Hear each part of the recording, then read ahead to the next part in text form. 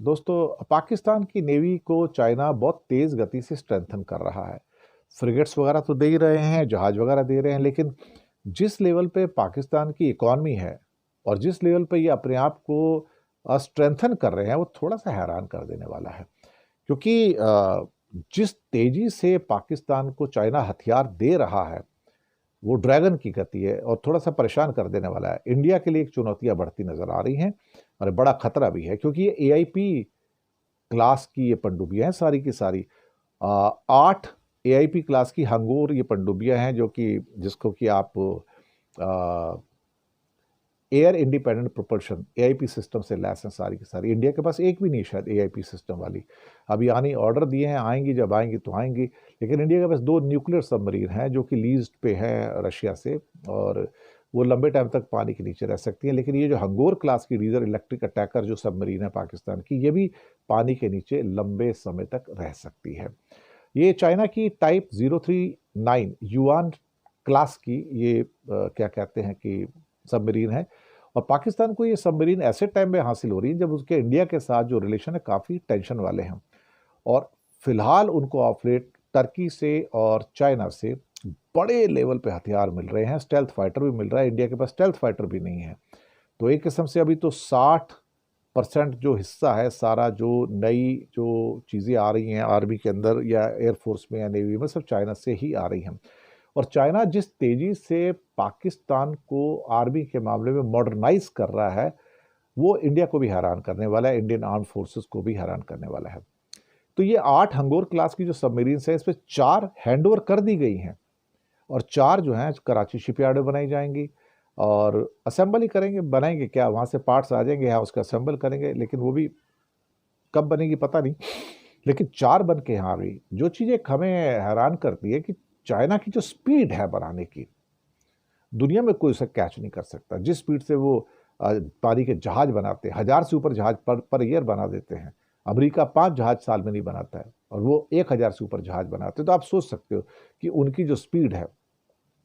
इसको इस बात से भी आप देखो जी, अभी उनका एक नया जो एयरक्राफ्ट कैरियर आया है, फुजियान जो आया है, फुजियान को 3 साढ़े 3 साल में बना के खड़ा कर दिया, सब इक्विप करके निकाल दिया, आर्मी में इंडक्ट कर दिया उन्होंने, नेवी में इंडक्ट कर दिया। और उससे पहले भी 2 थे, और अब न्यूक्लियर एयरक्राफ्ट कैरियर वो बना रहे हैं। 3 साल में बना के खड़ा कर देंगे उसको। इनकी जो स्पीड है वो बहुत बैफलिंग है। एक नॉर्मल एयरक्राफ्ट कैरियर को बनाने में 10 साल लग जाते हैं, एक पनडुब्बी को बनाने में 5-5 साल लग जाते हैं, और यहाँ पे 2-3 साल के अंदर 4 पनडुब्बियाँ अगर पाकिस्तान को मिल जाती हैं तो हैरान तो होगा ना। कोई भी इंसान हैरान भी होगा, परेशान भी होगा, और इंडिया के लिए भी चुनौतियाँ हैं, वो भी बढ़ती हुई नजर आ रही है। देखिए, नेवीज में एक ट्रेडिशन होता है जहां पर पुराने शिप्स को रिटायर करने के बाद में नए शिप्स जब लाए जाते हैं तो उनके नाम भी सिमिलर हो। एग्जाम्पल के तौर पर जब भारत ने आईएनएस विक्रांत को रिटायर किया था तो उसके रिप्लेसमेंट में जो शिप बनाया गया है उसको नाम दिया गया था आईएनएस विक्रांत। और ये चीज केवल विक्रांत तक सीमित नहीं है। हम लोगों ने आईएनएस कलवरी से लेकर आईएनएस खुखरी तक कई सारे ऐसे शिप्स देखे हैं जिनके नाम दोबारा रखे गए।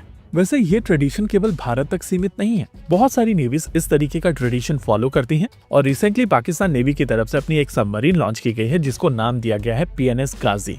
इस सबमरीन के बारे में बात करने से पहले इस ट्रेडिशन को समझ लेते हैं। आमतौर पर पुराने शिप्स का नाम रीयूज इस वजह से किया जाता है ताकि आप एक लेगेसी को कैरी कर सकें। पुराने शिप्स का क्रू एक लेगेसी छोड़ता है और नेवीज की तरफ से कोशिश की जाती है कि उस लेगेसी को मेंटेन किया जाए। एग्जाम्पल के तौर पर आईएनएस विक्रांत का रोल 1971 वॉर में काफी सिग्निफिकेंट था और ईस्ट पाकिस्तान के नेवल ब्लॉकेड में सबसे इम्पोर्टेंट पीस आईएनएस विक्रांत ही था। इसी वजह से जब भारत ने अपना पहला एयरक्राफ्ट कैरियर खुद बनाया है तो उसको नाम दिया गया है आईएनएस विक्रांत। लेकिन अब पाकिस्तान ने एक चाइनीज सबमरीन को अपने बेड़े में शामिल करने की प्रक्रिया शुरू की है जिसको नाम दिया गया है पीएनएस गाजी। अगर आप डिफेंस मॉनिटर करते हैं तो पुरानी पीएनएस गाजी के बारे में आपको पता ही होगा। अब यहाँ पर कई लोगों की तरफ से क्वेश्चन निकल कर आ रहा है कि पाकिस्तान की तरफ से एक डूबी हुई सबमरीन का नाम यहाँ पर क्यों रखा जा रहा है। इसके अलावा दूसरे क्वेश्चंस हैं कि क्या ये सबमरीन भारत के लिए थ्रेट होंगी, इनकी क्षमताएं क्या हैं और भारत के पास में इनके खिलाफ किस तरीके के ऑप्शंस हैं। देखिए, ये बात सच है कि पुरानी पीएनएस गाजी आईएनएस विक्रांत को डुबोने के लिए भारत की तरफ आ रही थी। वॉरफेयर में अगर नेवल वॉरफेयर की बात की जाए तो ये सबसे ज्यादा ब्रूटल होता है और अगर कोई शिप या सबमरीन डूबती है तो उसके साथ में बहुत सारे लोग मारे जाते हैं। आमतौर पर नेवीज में एक ट्रेडिशन होता है कि जब एक शिप डूबता है तो उसका कैप्टन उसके साथ जाता है। आईएनएस खुखरी के ऊपर जब टॉर्पीडो लगी थी तो इस शिप के कैप्टन महेंद्र नाथ मोला डेक के ऊपर एक चेयर लगाकर आराम से बैठते हैं, अपनी स्कॉच को सिप करते हुए सिगार के साथ पानी के अंदर चले जाते। अब जब हम लोग पीएनएस गाजी के बारे में बात करते हैं तो उसका फेट भले ही कुछ भी रहा, लेकिन उसके ऊपर मौजूद क्रू अपने शोर से इतनी दूर आकर इस तरीके का एक डेयरिंग मिशन करने की कोशिश कर रहा था, और ये चीज काफी है नए गाजी के क्रू को मोटिवेट करने के लिए। ऐसा अगर इस सबमरीन की बात की जाए तो यह हांगोर क्लास की चौथी सबमरीन है और पाकिस्तान नेवी आने वाले समय में 8 ऐसी सबमरीन अपने बेड़े में शामिल करेगी। स्पेसिफिकली अगर इस सबमरीन की बात की जाए तो ये टाइप 39A क्लास की सबमरीन है, जिसकी डिजाइन रशियन किलो क्लास की सबमरीन के ऊपर बेस्ड है। इलेक्ट्रॉनिक्स की अगर बात की जाए तो किलो क्लास की तुलना में इसमें बेहतर इलेक्ट्रॉनिक्स है। वहीं पर अगर इसके वेपन सिस्टम्स की बात की जाए तो ये टॉर्पीडोज के साथ साथ एंटी शिप मिसाइल सिस्टम्स को भी लॉन्च कर सकती है। सबसे इंटरेस्टिंग चीज ये है कि इस सबमरीन के पास में अपना खुद का एयर इंडिपेंडेंट प्रोपल्शन सिस्टम है और उस हिसाब से ये सबमरीन्स पानी के अंदर काफी ज्यादा समय तक रह सकती हैं। देखिए, सबमरीन्स का पानी के अंदर ज्यादा समय तक रहने का मतलब ये है कि इनको ढूंढना काफी मुश्किल हो जाएगा। ऐसे में इस तरीके की सबमरीन्स का थ्रेट बढ़ जाता है। बालाकोट के बाद में हम लोगों ने देखा था कि पीएनएस साद को ढूंढने में काफी समय लगा था।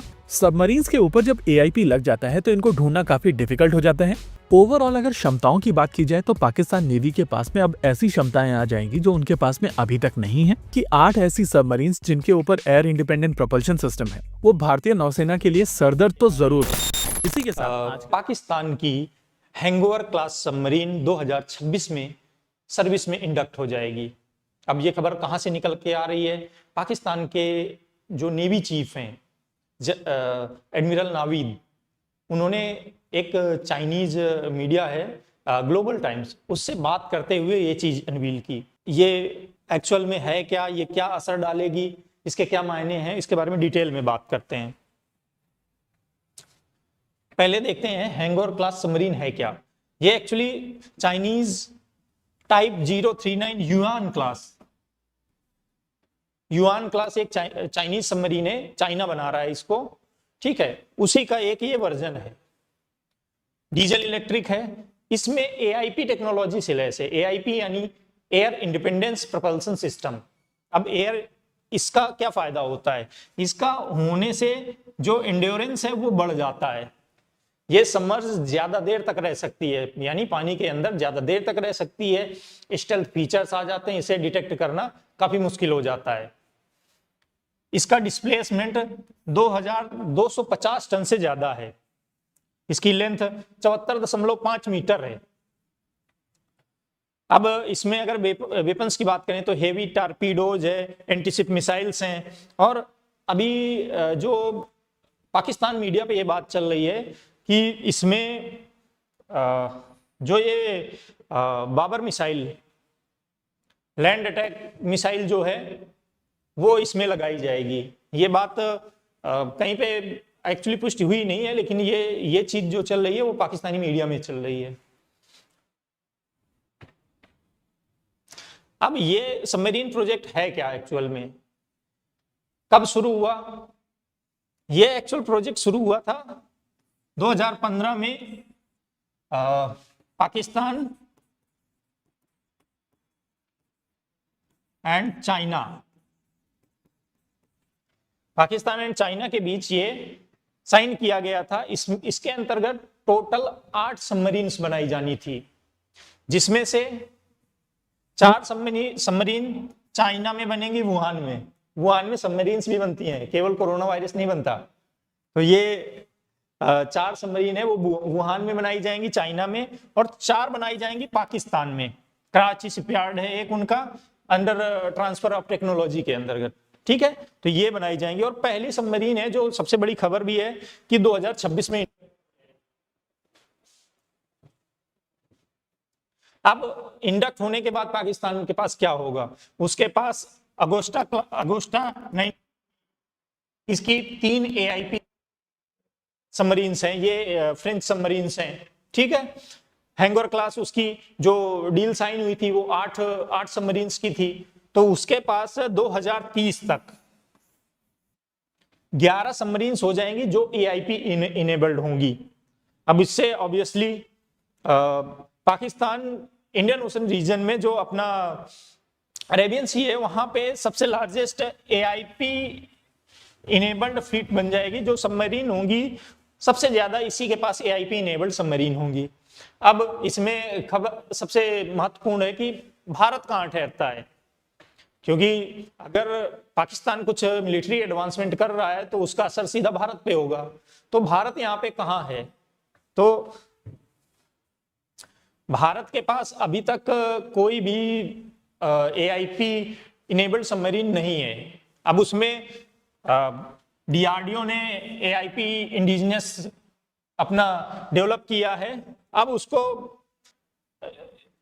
इंडियन जो सबमरीन्स हैं उनमें लगाया जाएगा।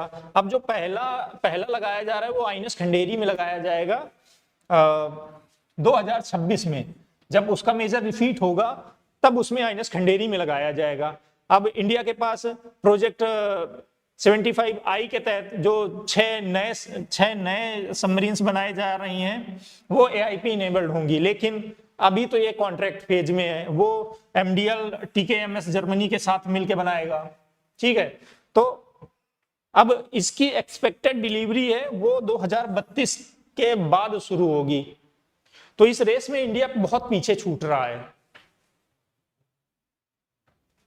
तो अब अगले जो 5 से 6 साल होने वाले हैं वो बहुत ही ज्यादा क्रूशल होने वाले हैं, क्योंकि इसमें पाकिस्तान को वाकई अच्छा एज मिलेगा।